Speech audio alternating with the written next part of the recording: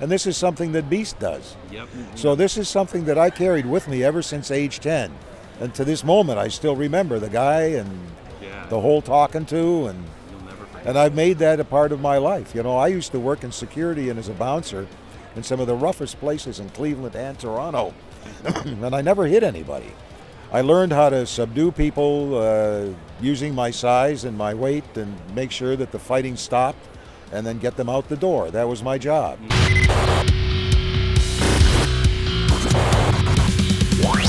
Today on the show, we are joined with the one and only Beast, aka the man George Buza, and what an amazing conversation we have today. Not only is he one of the most pleasant people to talk to, it's so insanely fascinating how close in reality he is actually to Beast, and even as he tells us some of his personal history as a kid wrongfully getting in trouble with the law. Remember season 1 in the Xmen animated series in the 90s when Beast was locked up? Yeah, he felt certain emotions. And also, being an English major in real life, having a way with words has made him so perfect to fill in the furry feet of this character. We had this talk at Toronto Comicon, and I am so grateful for George taking the time, as season 2 of X-Men 97 is just coming around the corner, and they got the green light for season 3 of X-Men 97. This was such a perfect chat to lead into all that excitement, and I think if you're a fan of Beast, the series, and all that, this one is gonna really warm your heart. So yeah, let's get right into it. Well, George, yesterday I watched your panel, and one thing I thought was really cool, and it's kind of been like an ongoing thing that I've seen with different artists I've been interviewing recently, was just this certain like serendipitous stuff going on in their lives. And one thing was you talking about the house you grew up in. Yes. And then all of a sudden, years later, it becomes a recording studio where I didn't grow up in it. It was the first house that I rented when I moved to Toronto. I grew up in Cleveland, Ohio. Oh, okay. And then I came up to Canada because I got hired in not a TV show at the time, it was a stage play. And I rented this house on Ontario Street that then became the studio where we recorded X-Men.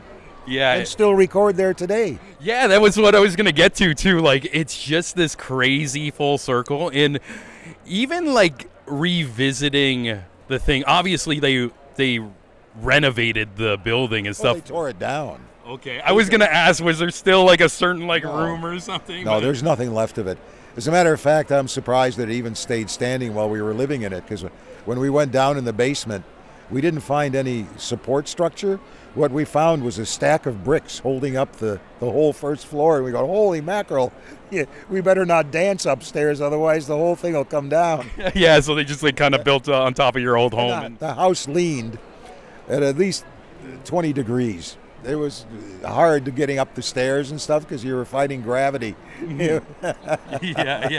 And another thing I found like so interesting and almost like moving with like the extra layers of your connection to Beast, and almost like partly reality of you having an experience when you were younger of being wrongfully accused for something. Yeah. Well, everything is cumulative, and an actor reaches back in his own past to find certain elements that he can use in the characters that he plays. Well, that's the basis, really, of method acting, which I've never really espoused all that much, but you really can't avoid it, because it's the life experiences that you have that you will base these characters on. And it kind of encouraged me when I was a young guy, just out of school, to try and experience as many different things that would come into play in the characters that I would play in the future. I knew I was destined to be the heavy, playing a lot of bad guys. So as it turned out, I ended up having a lot of jobs where I brushed shoulders with a lot of bad guys. Mm-hmm. I worked in security and bodyguarding and bouncing in bars. And, late night Cleveland was filled with all kinds of unsavory subjects that were roaming the night. I like the term unsavory subject. It's like such a Beast thing to say. It's like polite, but also like a little jab as well. Well, there's no other real way to put it, Yeah. Because it's again too. That's almost like what I was saying. Like Beast is almost like part of your vocabulary, his vocabulary. And were you always just kind of like that, like how you spoke? Or Absolutely. I mean, even in high school, I was a member of the Booster Club, which promoted the school's sports activities, and we did posters for promoting these games and rivalries with other schools. And I used to write alliterative poetry using $20 words to describe the spirit of the school and that we were going to win and all this stuff. Wow, And in university, my second major was English. Mm-hmm. My parents had this belief that becoming an actor was itself a very serendipitous thing to do, and that they weren't going to 100% support it unless I had something to back it up. And my dad came from a line of teachers and thought that would be a noble thing for me to do. Mm-hmm. And I thought, yeah, okay. So I gave it a whirl and didn't like it at all. I always wanted to be an actor since my girlfriend in high school conned me into auditioning for their senior class play because they needed guys to audition. And I'd never even really seen a play until that point. Mm-hmm. But, you know, when your girlfriend says you got to do something, you did it, you know. Happy wife, happy life, you know, that whole mantra. So anyway, I auditioned for the play, and it was Oliver, and I got the part of Mr. Bumble. Cool. And I had so much fun doing the rehearsal process, and the minute I stepped on stage opening night and got my first round of applause, my first laugh. Ooh, that's a feeling. Oh, it was the drug. I got it bad. Yeah. And as soon as that play ended, I went around to all the different girls' schools and auditioned for all of their plays. And if I wasn't in a play, it was like I was going through my own withdrawal. I needed that. Oh, okay. And so I decided then and there that was going to be my major in university, and I was going to pursue it. But I still had to maintain the English major. Yeah. So the requirement was that you needed 35 hours to qualify as a major. So I had 35 hours of English in my degree. I had 114 hours of theater. Yeah. You can see where the scales tip. The scales were really dipped in that favor. But what's cool is, like, this Beast character was already written, and you had all the tools to just step in his shoes. Well, possibly that's because that is why I got the part, maybe. Mm-hmm. Yeah, because definitely. there wasn't an immediate identification. And that's what the directors and the producers look for, is that the immediate mesh. Mm-hmm. You know, in live action, they say that 9 times out of 10 they know they want you the minute you walk through the door. They look at you and go, that's the guy. Yeah. Now let's see if he can talk. Oh, okay. That's cool. That's really cool. Yeah, and even as the series starts out, Beast ends up in jail too. And I kind of mentioned you had a moment in your childhood. Can you kind of like explain that to people who don't know? Because that's another correlation that just puts you again in his role and know how it's like to be in his shoes in a way. Well, the situation was that I was a fat kid in school, and I was being bullied an awful lot by people who were discriminatory, and it was the 1950s, very early 60s, and the intolerance level was very high for anybody who was different. I was also the son of refugee parents from Eastern Europe, so there was that. It was just post-World War II, and there was still that anti-immigrant thing. The people came over by the boatload. They were called the Liberty ships, and my parents came over in 1949. They'd spent 5 years in refugee camps in Europe, and then they finally came over to the States, and they settled in Cleveland. And so I didn't even speak full English until I was about 4 years old, because we only spoke Hungarian at home. Oh, okay. Yeah. And so the bullying went on through elementary school, and one day I fought back. And the kid went and told his dad that trumped up this huge lie about my having attacked him, and next thing I know, there's police at my door, and I'm 10 years old. Yeah, just defending yourself. Just too. Defending myself. Yeah. I tell you, being harassed by cops when you're 10 years old is a real traumatic experience. Mm-hmm. You know, you were they didn't have, Miranda laws or any kind of rights. You were guilty until you proved yourself innocent. Yeah. So we had to get a lawyer, and we went to court, and the judge was a very wise man, because the lawyer dad brought absolutely no proof of anything. He just made all these horrible allegations against me, and because of my larger size, assumed that that was going to fly. But the judge saw all through that. He dismissed the case as frivolous, chided the guy for having brought it in front of him in the first place. The guy went off in a huff, and then he called me over, and he gave me a good talking to, and he says, I know you were in the right. I know this was a real crappy thing that had happened. He says, but you got to realize that you're a bigger kid. He says, in any situation, people are going to look at you and think that you are the aggressor. Yeah, the perception there. The perception is already there. There's a bias that is against you. So whenever you have the chance, walk away. Be the bigger man. If you have to take a little bit of guff, then take it, but be the wiser. And this is something that Beast does. Yep. So this is something that I carried with me ever since age 10.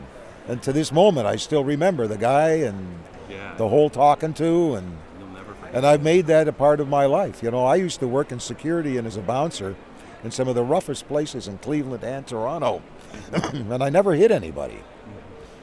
I learned how to subdue people using my size and my weight and make sure that the fighting stopped and then get them out the door. That was my job. Not to prove myself and get into a fisticuffs with... Yeah, definitely. Because you also know what can happen when you go a little too far. Well, too. that's right. There's I know a lot of seeds there, bouncers that went too far, Yeah. and they were the ones that end up getting charged. Yeah, definitely. And it's so interesting. A year ago, I talked to Lenore Zan too, and even the theme of X-Men too. It gravitated a lot of kids in the '90s who were bullied and maybe just felt like they couldn't come out if they're gay, and like she had so many stories of just fan mail and saying just kids saying like watching the X-Men was such a healing process for them. Oh, yeah, I got the same thing. In the very first show we did, Cal Dodd had done it at Comicon before that, and he says, prepare yourself because you're going to hear some amazing stories. Yeah. And people are going to really overwhelm you just with their adoration and their love for you because of what this show meant to them. And I had people break down in tears, just simply being, you know, I'm a humble guy, really. I eat the same dirt as everybody else does, and to have somebody, it's kind of embarrassing in some ways when they come to your table and, you know, say, if it weren't for you, you know, I might have not be here. Yeah, it's almost like you don't know what to say. I'm sure you're appreciative of it, but very you don't much know so, how, but like, have the words for it. But when you really think about it, I mean, how many other actors can say that their work had that much of an impact on somebody's life in a beneficial way? Yeah.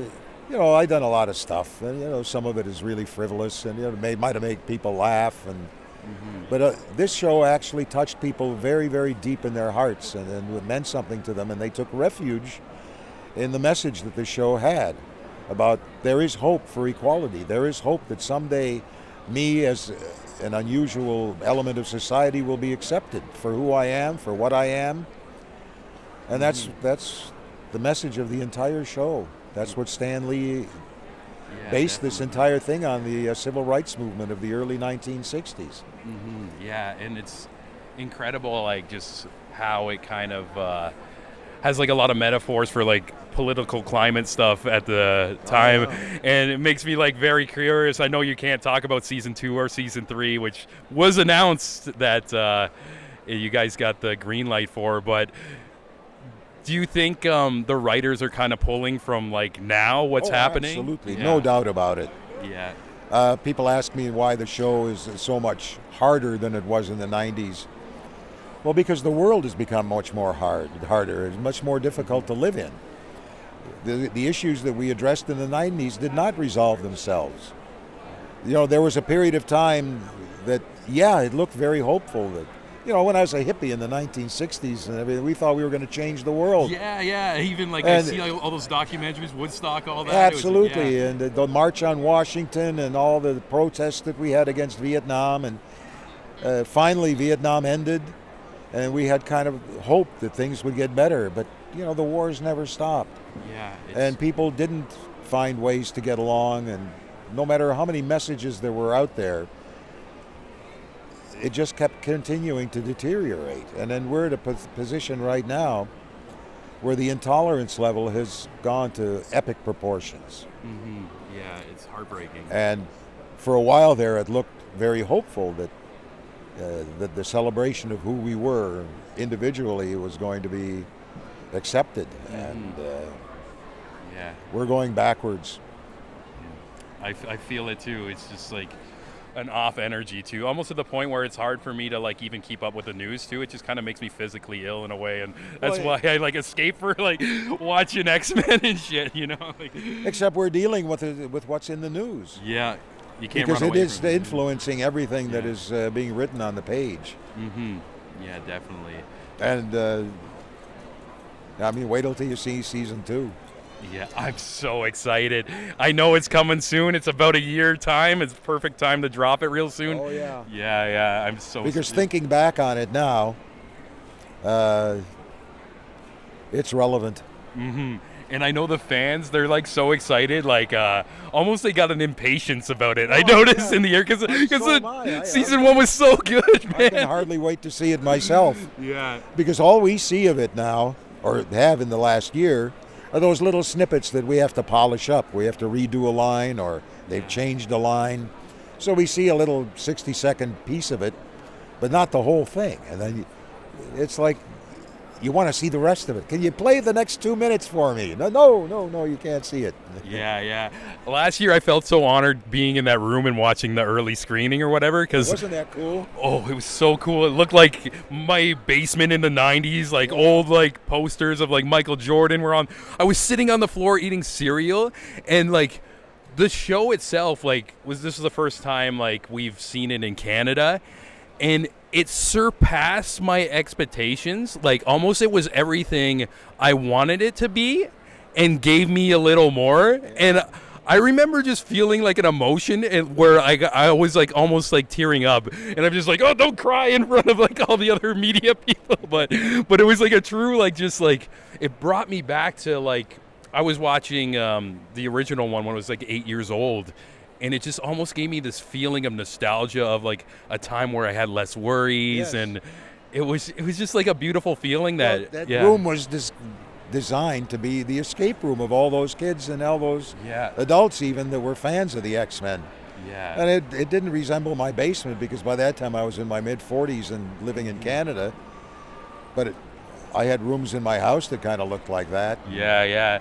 I feel like if I could take that feeling I had that day and like put it in a pill or a drug or whatever, I'd be a billionaire. Like, it was just a moment, man. And it's so cool, and it was exciting to see all of you together. And one thing I loved talking to Lenore last year too was just how much passion she has towards the fans too. And even without me asking her to do the voice, she's slipping in and out of the voice, calling me sugar. I'm just like, oh my god. And I noticed you at the panel too, you were hamming it up with the Beast too, and was making everybody smile, dude. Well, that's what they want to see. That's why they're here, and that's why I'm here. This is the greatest joy for me, is doing these cons and meeting the fans, getting a chance to talk to them and hear their stories. And it's very, very enriching and fulfilling. Because we never really knew when we were doing the original show how much of a success it was and how much it affected people.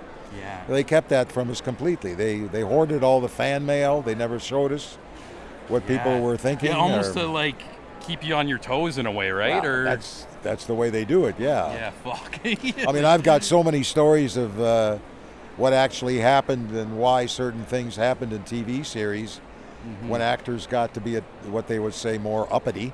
Yeah. You know, and their contract negotiations came up and they wanted the world. And in Dynasty, that whole scene at the wedding where they shot everybody's contract was up for renewal. Oh, okay. Yeah. So they sprayed the entire room and everybody died or seemingly died. And if you capitulated and signed your contract, you didn't die. Wow. The politics. And it turned into everybody capitulated, Yeah. and it just turned into a dream sequence. Wow. I wonder if And that who happened shot with Game of JR? Thrones with the Red Wedding, too. Where they killed like most of the cast and Yeah. everything. That's an interesting layer, too. And that's also cool to hear because I get like messages from like aspiring actors and stuff like that who like tune into these segments, too. And I guess like as like a final question, would you have any like general advice for maybe like a voice actor watching the segment? See, now and that's something that everybody asks. yeah. Now, the business has really changed drastically since I got into it 53 years ago. These days, everything is so based on technology, and there's no more live auditions. It's all self-tape. It's a very difficult business to break into because people protect that. So much of it has also gone non-union now, which is a big tone of contention within our community because everybody's aspiration in their youth was to become a member of the union so that you could work, because all the work was union. Now, there's a lot of advertisers and corporations that are preferring to use non-union talent, and they're getting very badly taken advantage of. They have no protections, they get no residuals, they don't have any pension funds, and right now I'm living off of my pension that I built up over the 53 years that I worked, and I depend on that. And if I didn't have that, if I were an independent, non-union person, that wouldn't exist. Yeah. And there's so many people I know out there that are in their mid-70s and have nothing. And you can't exist on your CPP. Yeah, and they could have been a star back in the day, and now it's just... Well, they blew it. Yeah. There's a lot of people that treated their pension fund like a bank account, which is an actor who doesn't work 365 days a year. A lot of people were forced to do. Yeah. They had no choice. Yeah. I find also sometimes people who are like more creatives too, sometimes they slip in the business side too, because that's not where their mind naturally goes. So that's a But back to your original question about advice for the young actor, you really need an agent, because individual audition tapes are really not accepted very much. If you want to get into the whole acting community, like in Canada, there's no such thing really as a voice actor. There might be somebody who only does commercials, but generally speaking, you are an actor and you do everything. I blended doing live theater with television, film, commercials, radio drama. I did everything, and that is what an actor should be able to do. So if you want to get into the union, I would say you start off trying to get into live theater. Doing community theater would be a place that you could possibly be seen. Chris Potter is a case where he was an insurance salesman, and he was doing community theater in London, and he was seen by a director at Stratford who thought that he was destined to be a star. Oh, cool. And it's like, this is how he got discovered. Yeah. And she told him that he had to quit his job as an insurance salesman and become an actor. And look at him today. Yeah, you know? That's awesome. He's the star of Heartland, 18 seasons strong, Kung Fu, Good Witch. You know, he's got a beautiful, rich career, all because he was seen in that community theater production. Yeah. It's just also like, getting yourself out there, and you never know. That's right. Yeah. And through that, you will make contacts that will possibly have a way for you to find an agent, and you got to make a demo tape. If you get a hold of some copy, record various different voices that you can do, and go out there and try and flog yourself around until somebody takes notice. Yeah, definitely, and don't give up if it doesn't work right away. Have that love and that drive. Yeah, the love's got to come first. Because most actors don't make a living wage. Most everybody at some point has got to have a sideline just to be able to pay their rent. So it's a hard life. It's not all glamour. Yeah, definitely. Well, thank you for that, George, too. And just lastly, I want to say I'm so happy the band is back together. Yes. 2 more seasons. And one thing that makes me extra happy is knowing the cast is having a great time and you guys are having this beautiful reunion. And I feel like I'm a big person. I believe in like a lot of like energies and stuff. You feel it come through the show as like you're watching it. So everybody is overjoyed at being back. And even those that are still working really appreciate the fact that this show is back on the air, and we're back as a part of it. Yeah, awesome, George. And we have to say thank you to all the fans, because again, without you, we wouldn't be back. So thank you to each and every one of you that are watching the show and that campaigned to bring us back. Thank you from the bottom of my heart. Thank you so much for George once again for your time. Like I mentioned in the intro, this was at Toronto Comicon, and it means a lot that he took a moment to have this chat with us. We were pretty much at his table at a convention, and when you're a celeb at a convention, time is money. People stopping by wanting to say hello, maybe buy some prints, some autographs, all that. And even as we're having this conversation, some fans were patiently waiting for me to wrap up and talk to George. But hopefully they enjoyed it. Hopefully you enjoyed it. And we can't wait until season 2 of X-Men 97. I know from the excitement of all the cast, this one's gonna be a banger. And we'll keep you in the loop of everything. Probably reshare some clips of this talk and our talk in the past with Lenore Zan, aka Rogue, leading up to that on our socials. And speaking of other people who are in the loop of things, I can't run off into the sunset without thanking all you legends on the Patreon page. First up, the biggest thanks to the Queen,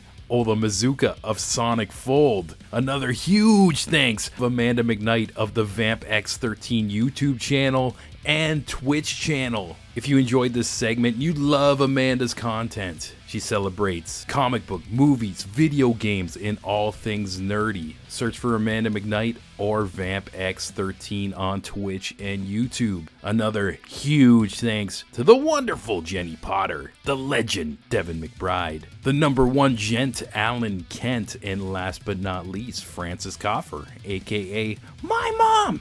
If you want a shout out at the end of every episode and also get these episodes early, raw, uncut, right when I'm done the Zoom call, I just post them. You can go to patreon.com/The Creative Imbalance. It's only $4 a month, and beyond having my love and thanks, you can just go to bed at night and sleep soundly, knowing you're a badass motherfucker who supports raw, uncut, independent media, and nobody can take that away from you. You hear me?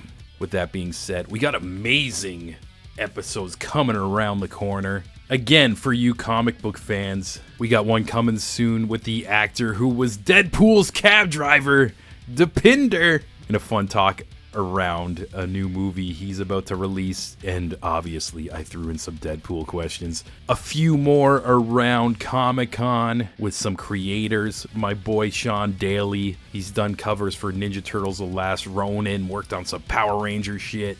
Howard Wong worked on Iron Man and some crazy horror stories, and around that, just lots of movies and music and cool people you're gonna learn about just by tuning in. So yeah, if you're on the Spotify's, the Apple Music's, give us a follow. If you're watching this on YouTube, please give us a subscribe. It really helps push these episodes forward. I'm starting to learn about how these algorithms work a bit more, and yeah, that's why everybody with a show and a channel is always barking at you with instructions. Hit the like, comment, subscribe.